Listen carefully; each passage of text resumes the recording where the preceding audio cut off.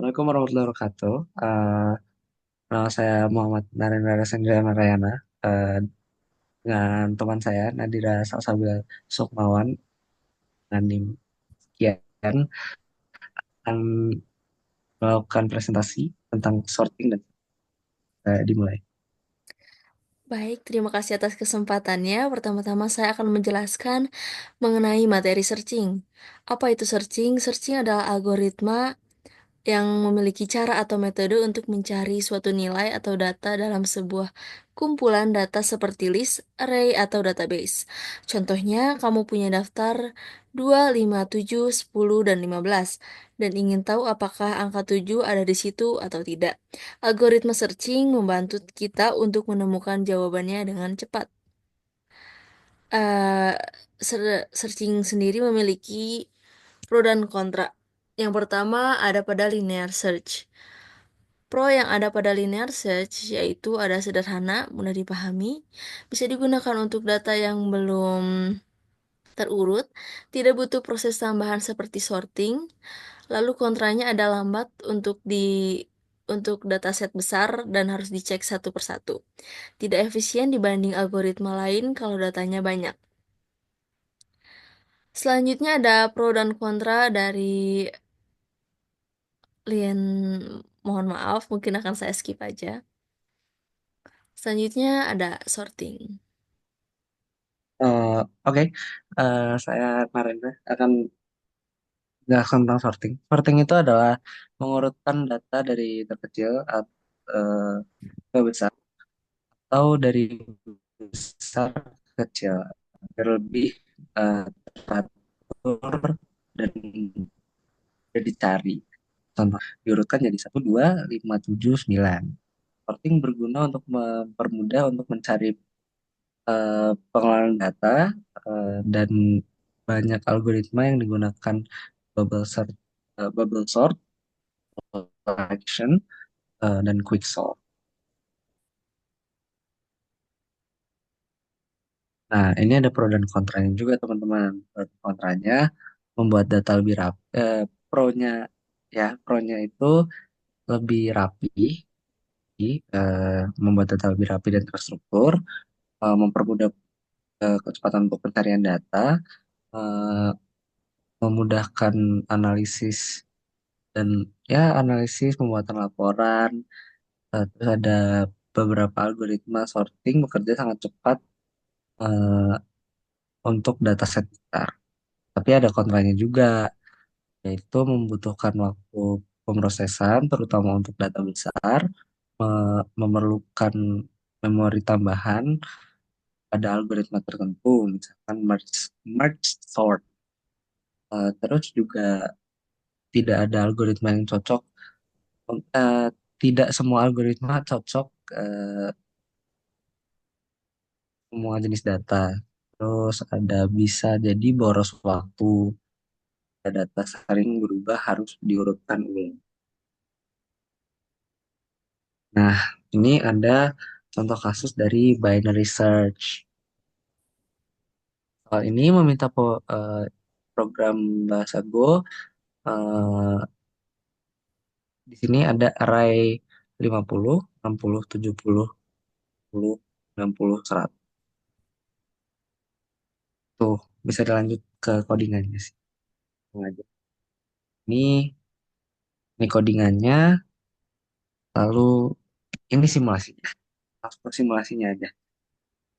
Ya, ini simulasinya. Jadi, kalau simulasi dari binary search sendiri, oh dia langsung mencari ke nilainya. Langsung mencari ke nilainya. Misalkan dari kita mau nyari 80 nih. Nah, dia akan langsung ke 80-nya. Jadi kayak ya udah langsung ke 80.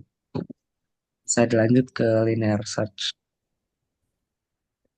Baik, selanjutnya akan saya lanjutkan. Jadi di sini diberikan array yang berisi nilai ujian siswa yang isinya ada 65, 70, 75, 60, 85, dan 90. Selanjutnya berikut adalah kode dari linear search. Dan untuk simulasinya, seperti ini. Jadi linear sendiri akan membandingkan dengan nilai yang dicari atau nilai yang diminta. Seperti contoh di sini ada 65 pada indeks pertama. Indeks pertama ini sudah jelas bukan nilai yang dicari, jadi dia akan melanjutkan kepada indeks selanjutnya dan dibandingkan kembali dengan nilai yang dicari.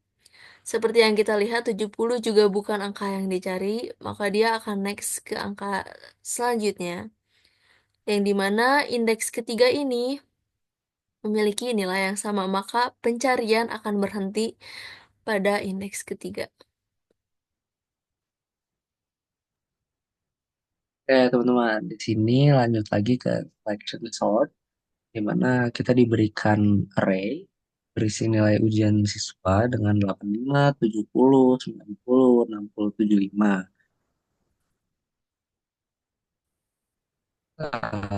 Ya, kita disuruh buat algoritma selection sort. Ini untuk codingannya. Lalu dari dari apa simulasinya untuk selection sort ini, oh kita nyari yang lebih kecil dulu. Kayak eh, di array ini, tuh yang paling kecil adalah 60. Berarti ya ke kiri, ya ke kiri. Lalu eh, 70, 90, 85, 75.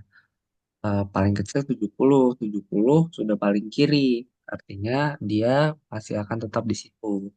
Lanjut ke 90, 85, 75. Eh, nilai paling kecil adalah 75. Jadi kita pindahkan ke kiri paling.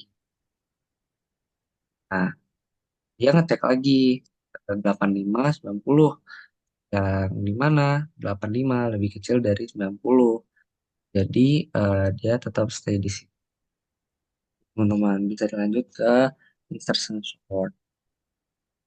Baik, selanjutnya di insertion sort diberikan sebuah area yang berisi nilai ujian siswa yang belum terurut, yaitu ada 85, 70, 90, 60, dan 75.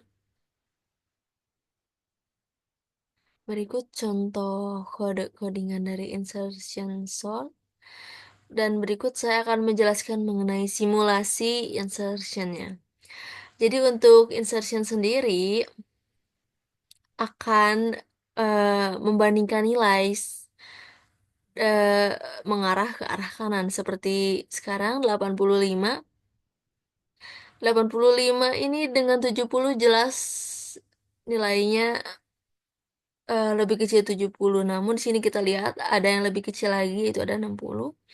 Maka 60 ini, aduh, 60 ini akan ditukar ke indeks pertama ke sini. Ya, terus setelah kita lihat lagi ternyata 70 dibandingkan yang lainnya memiliki indeks terkecil kedua, maka dia tidak akan berubah tempat. Lalu selanjutnya 90, 85, dan 75. Di sini yang paling kecil ketiga kan 75, jadi 75 akan ditukar dengan 90.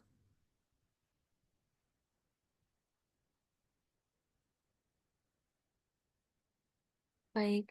Nah, terisa 85 dengan 90 karena posisinya sudah terurut 85 lebih kecil dari 90, maka posisinya akan tetap.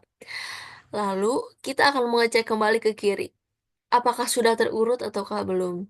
Seperti yang kita lihat, posisinya sudah terurut, maka tidak akan terjadi eh, perubahan tempat atau indeks di sini. Maka saya akan langsung next. Sekian dan terima kasih. Mohon maaf apabila ada kesalahan penjelasan ataupun kata. Wassalamualaikum warahmatullahi wabarakatuh.